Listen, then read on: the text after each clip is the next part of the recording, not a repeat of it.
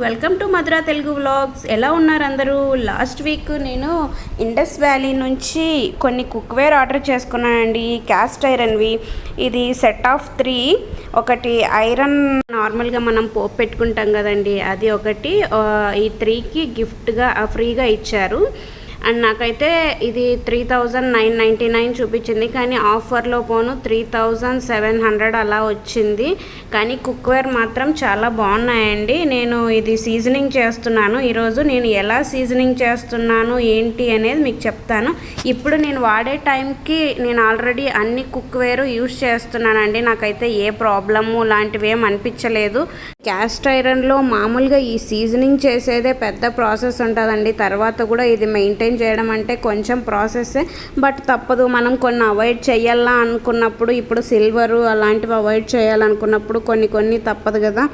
ఇంకా అలా తీసుకున్నాను. నేనైతే ఎక్కువ నార్మల్గా ఈ 2 కడాయిలు, సాస్ ప్యాన్ కడాయి అయితే ఎక్కువ సీజనింగ్ చేయాల్సిన అవసరం లేదండి. కొంచెం ఈ దోశ ప్యాన్ మాత్రమే నార్మల్గా సీజనింగ్ ఎక్కువ చేయాలి. ఇలా వాష్ చేసుకున్న తర్వాత గ్యాస్ మీద పెట్టి ఆయిల్ రాస్తూ, మరి అది చాలా వేడైన తర్వాత కాసేపు ఆపేయాలి. మరీ 2-3 సార్లు అలా వాష్ చేసి ఆయిల్ రాసి వదిలేయాలి వేడి మీద ఉన్నప్పుడే. అలా 2-3 టైమ్స్ అయిన తర్వాత ఇది దోశలు వేయడానికి పర్ఫెక్ట్గా వచ్చిందండి. నాకైతే ఒక్క దోశ కూడా అస్సలు చెడిపోలేదు, చాలా బాగా వచ్చింది. అంటే నేనే షాక్ అయ్యాను. ఈ క్యాస్ట్ ఐరన్వి నాన్ స్టిక్ ప్యాన్స్ లాగా ఇంత నీట్గా వస్తాయని నేను ఎక్స్పెక్ట్ చేయలేదు, కానీ చాలా బాగా వచ్చింది. సీజనింగ్ చేయడమే కొంచెం ప్రాసెస్ అనిపించింది, కానీ ఎండ్ ఆఫ్ ద డే నాకైతే చాలా పర్ఫెక్ట్గా దోశలు అయితే వచ్చాయి. ఫస్ట్లో ఒకటి అరా కొంచెం అలా అనిపించిన తర్వాత అయితే ప్రతి ఒక్క దోశ పర్ఫెక్ట్గా వచ్చిందండి. ఏ ప్రాబ్లం అయితే రాలేదు. నేను చెప్పాలంటే ఫస్ట్ షాక్ అయ్యానండి, క్యాస్ట్ ఐరన్ మీద ఇంత పర్ఫెక్ట్గా దోశలు వస్తాయా అని. కానీ మనం కుకింగ్ స్టార్ట్ చేసినప్పటి నుంచే మనకి కుకింగ్లో కంప్లీట్గా నాన్ స్టిక్ అనేది ఇంక్లూడ్ అయిపోయింది కదండి. కానీ ఇప్పుడు క్యాస్ట్ ఐరన్కి మారాలంటే కొంచెం భయం వేసింది. కానీ వన్స్ ఇది మారిన తర్వాత అనిపించింది, ఇన్ని రోజులు ఎందుకు ఇంత టైం వేస్ట్ చేసామబ్బా అని. కానీ చాలా బాగున్నాయండి. ఇందులో సాస్ ప్యాన్ అయితే నా ఫేవరెట్ అని చెప్తాను. కర్రీస్ చేసుకోవడానికి ఎంత బాగున్నాయో. కానీ పులుసు కూరలు కానీ టమాటా వేసి వండే కూరలు అస్సలు చేసుకోకూడదండి క్యాస్ట్ ఐరన్లో. మనం ఆ కూరలు చేసుకున్నా సరే వెంటనే మనం ఒక స్టీల్ బౌల్లోకి షిఫ్ట్ చేసుకోవాలండి. ఆ అందులో ఉన్న పులుసులు వల్ల అది కొంచెం కలర్ చేంజ్ అయ్యే ఛాన్సెస్ ఉంటాయి, అంత తప్ప పెద్ద ఏమీ ఇది అవ్వదు.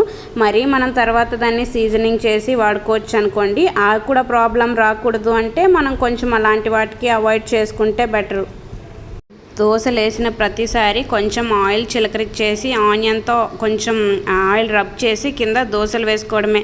పర్ఫెక్ట్గా వచ్చాయండి దోశలు. ఇదైతే ఫస్ట్ వేసిన దోశ, ఇదైతే ఏ ప్రాబ్లం లేకుండా వచ్చింది. తర్వాతది కొంచెం అతుక్కున్నట్టు అనిపించింది. తర్వాత నేను కొంచెం ఆయిల్ రాసి ఇంకా కొంచెం రుద్దితే అది నార్మల్గా వచ్చేసింది. దోశలు మాత్రం చాలా పర్ఫెక్ట్గా వచ్చాయండి. టేస్ట్ కూడా కొంచెం డిఫరెన్స్ ఉంది, చాలా క్రిస్పీగా బాగున్నాయి.